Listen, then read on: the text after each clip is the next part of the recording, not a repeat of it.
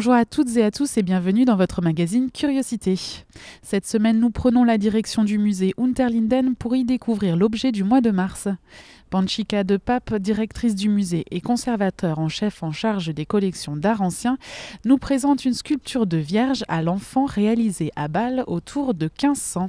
Acquise en 2013, cette sculpture est attribuée à l'entourage de Jos et Dominicus Gunther Sommer, dont les productions diffusées dans tout le diocèse bâlois ont été sauvegardées en Haute-Alsace suite à l'introduction de la réforme à Bâle en 1529.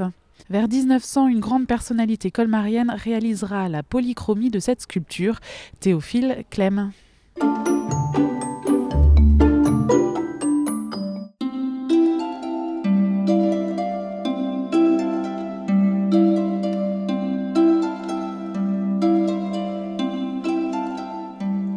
Aujourd'hui, je voulais vous présenter cette Vierge à l'enfant.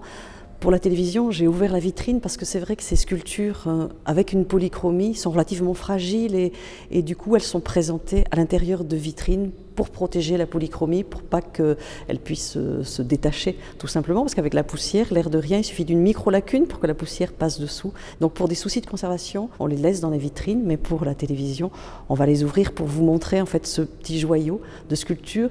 Et en plus d'être un joyau de la sculpture bâloise autour de 1500, c'est aussi une très belle histoire et je voulais vous la raconter.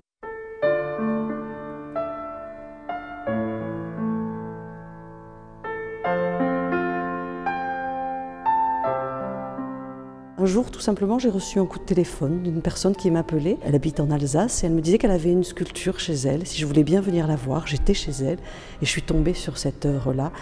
Et c'est vrai que j'ai eu le coup de cœur en la voyant. Et la personne en plus était extraordinaire et elle a pu me raconter l'histoire de cette œuvre. Cette sculpture, elle a tenu d'une personne qui était une amie de ses parents et qui était Marie Clem. Alors Marie Clem, je pense que pour la plupart d'entre vous ça ne vous dit rien, mais Marie Clem était la fille de Théophile Clem. Théophile Clem, pour les colmariens, ça doit peut-être dire quelque chose. Théophile Clem était président de la société Schongauer, mais c'est pas pour ça qu'il était connu. Théophile Clem était un immense personnage de la ville de Colmar. Il avait un immense atelier de sculpture, de dorure et de stuc. Il employait presque 60 personnes dans cet atelier et il a inondé tout l'Est de la France et le sud de l'Allemagne de ses réalisations qu'il a pu faire pendant tout le temps de l'atelier. Donc Théophile Clem, pour vous donner une idée, donc il est né en 1849 et il meurt en 1923. Donc c'est un personnage immense qui a réalisé des sculptures néogothiques inspirées des sculptures du XIIIe, XIVe et XVe siècle.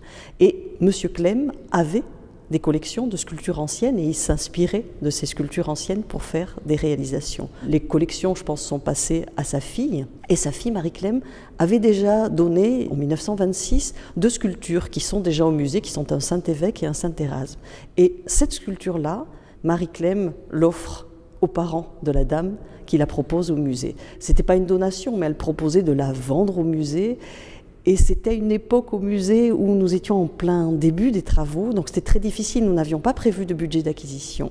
Et c'est vrai que pour cette œuvre-là, on a mis en place la campagne J'aime l'art, et cette œuvre est rentrée au musée grâce à la générosité de plusieurs personnes qui sont venues et qui par leurs dons, ont permis l'acquisition de l'œuvre.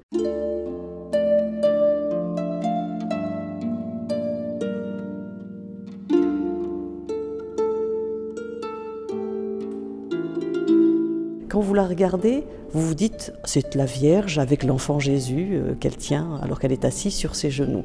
C'est une Vierge à l'enfant, assez classique. Si vous vous rapprochez un petit peu, vous voyez que cet enfant, de sa main droite, il tient un oiseau, il tient un petit oiseau. Et il y a plusieurs références par rapport à cet oiseau. Alors, en fonction, si l'oiseau est un chardonneret, c'est-à-dire il a une petite tache rouge sur le front, c'est une référence à la passion de l'enfant, puisque le chardonneret se nourrit de graines de chardon et que les feuilles du chardon épineuses font référence à la couronne d'épines du Christ. Donc ça fait référence à sa passion, mais ça fait aussi référence à la rédemption, puisque cet oiseau peut faire penser à l'âme du défunt qui va vers le ciel grâce au sacrifice de l'enfant Jésus. Et puis aussi ça peut faire penser à autre chose.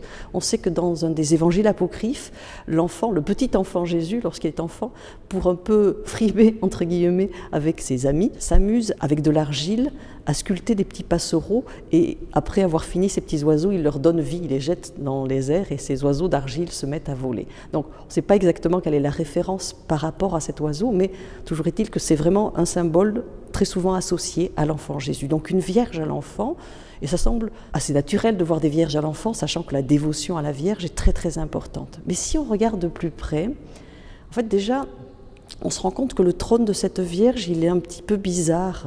Et quand on regarde, en se mettant sur le côté de la vitrine, on peut voir l'arrière de la sculpture, et là on voit vraiment que les éléments de trône ne correspondent pas au reste de la sculpture.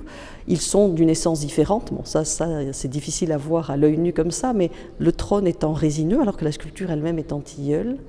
Et à ce moment-là, on comprend que ce trône a été refait, a été rajouté, et qu'il y a une incohérence dans la sculpture et que normalement elle n'est pas tout à fait positionnée comme ça, tout simplement parce que cette sculpture, avant d'être une Vierge à l'enfant, était une représentation de Sainte Anne, la Vierge et l'enfant. C'est-à-dire ce groupe qui nous montre en fait la grand-mère, la mère et l'enfant, qui est un groupe qui a eu une dévotion aussi très importante autour de 1500. Alors très certainement, la Sainte Anne, qui était en fait, quand on regardait la sculpture sur la droite, cette Sainte Anne a été altérée, abîmée, et ils ont préféré enlever la figure de Sainte Anne et faire un groupe de Vierges à l'enfant.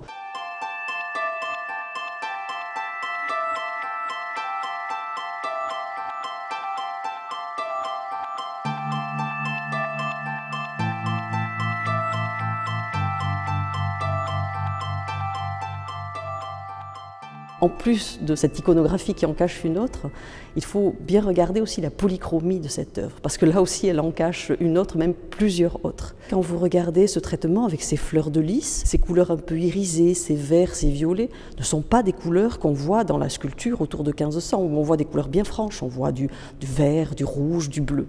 Du coup, lors de l'acquisition, on a fait faire une étude par une restauratrice, Anne-Gérard Bandelé, qui a fait une analyse stratigraphique, c'est-à-dire qu'elle a étudié les différentes couches de polychromie visibles en dessous de celles que nous on voit aujourd'hui en tant que visiteurs du musée. Et là, c'est assez extraordinaire parce qu'elle a pu retracer l'histoire de cette œuvre à travers les couches qui se sont superposées. Et en fait, elle nous a fait de très belles aquarelles pour nous montrer les différents états de l'œuvre. Et à l'origine, quand l'œuvre est sculptée autour de 1500, sa chevelure est dorée en fait, puisqu'elle est faite alors à la miction, donc elle est beaucoup plus claire que celle qu'on voit aujourd'hui, celle de la Vierge et de l'enfant. Sa robe est à la feuille d'or avec des décors verts. Et son manteau, à l'extérieur, est bleu, un très beau bleu azurite. Et à l'intérieur, c'est du rouge assez chaud, puisque c'est une sous-couche orangée de minium avec une couche de rouge dessus.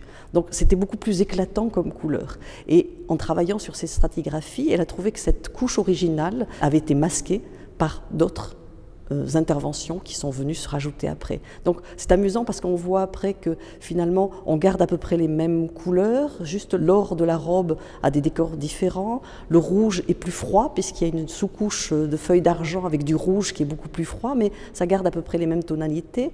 L'intervention qui suit, les chevelures deviennent brunes et la robe qui était or devient rose. L'intervention qui suit en fait, là on a une transformation assez importante, on garde la robe rose. Le manteau est bleu à l'intérieur et à l'extérieur, mais ce qu'il y a de nouveau, c'est qu'en fait, sur cet enfant qui est nu, comme la plupart des enfants autour de 1500, on va lui ajouter un espèce de voile de pudeur pour cacher son sexe, et c'est un élément qui est fait en tissu. Et on le voit très bien à la radiographie que ça a été rajouté. Et suite à cette intervention, il y a celle que nous voyons aujourd'hui, avec cette polychromie, vraiment dans le goût néo-gothique de ces sculptures qu'on réalise autour de 1900.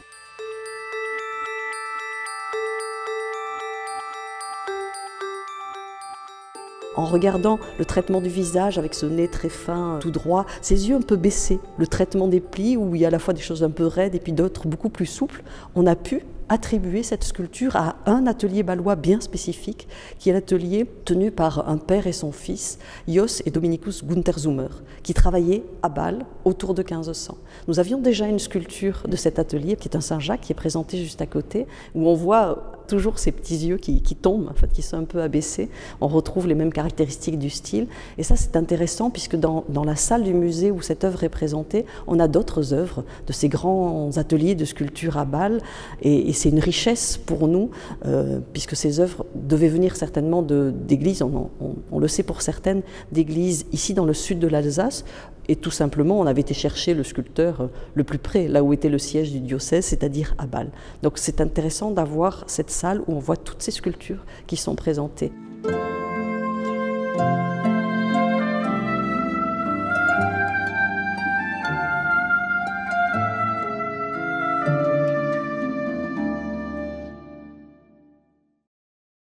Si vous souhaitez en apprendre davantage sur la Vierge à l'enfant des Gunther Sommer, sachez que Panchika de Pape la présentera dans le cadre du rendez-vous mensuel du musée, rencontre avec un conservateur. Celle-ci aura lieu le vendredi 10 mars à 13 h. Pour y assister, un supplément de 4,50 € vous sera demandé. Pour réserver, vous pouvez contacter le musée au 03 89 20 22 79.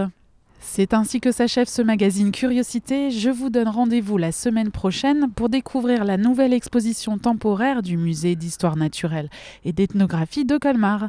En attendant, salut!